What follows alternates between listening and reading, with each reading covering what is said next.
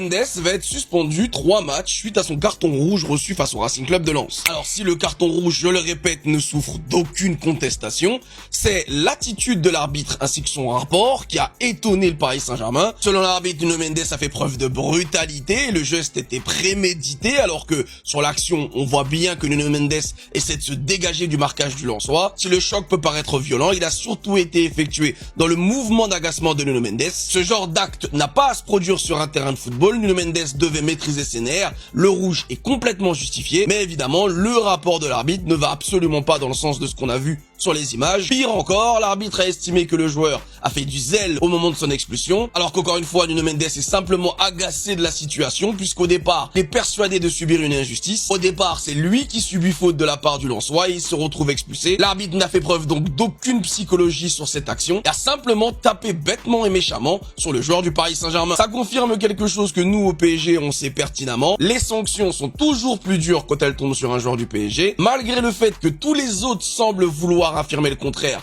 le Paris Saint-Germain n'est absolument pas avantagé par la LFP. Les exemples ne font que se multiplier, mais au prochain match reporté pour la Ligue des Champions, vous savez très bien qu'ils vont venir chouiner. En témoigne ne serait-ce que ce match face au Racing Club de Lens qui s'est retrouvé à Bollaert avec quasiment uniquement des supporters lensois dans le stade. On avait donc plutôt l'impression de jouer un match de Ligue 1 à l'extérieur plutôt qu'une finale. Là où par exemple quand le Paris Saint-Germain a reçu Toulouse pour le Trophée des Champions en 2024, plus de 15 000 Toulousains avaient pu rentrer au Parc des Princes avec leur maillot. Un match qui d'ailleurs avait été boycotté par les ultras du Paris Saint-Germain, qui avaient estimé que le match devait se dérouler sur un terrain neutre et pas au Parc des Princes, contre moins de 2000 Parisiens à Bollaert cette année, avec en plus l'interdiction de porter le maillot du PSG. Mais bon, encore une fois, quand ça ne va pas dans le sens du Paris Saint-Germain, tout le monde va sabrer le champagne, alors que quand ça va dans le sens du PSG, on nous parle de corruption.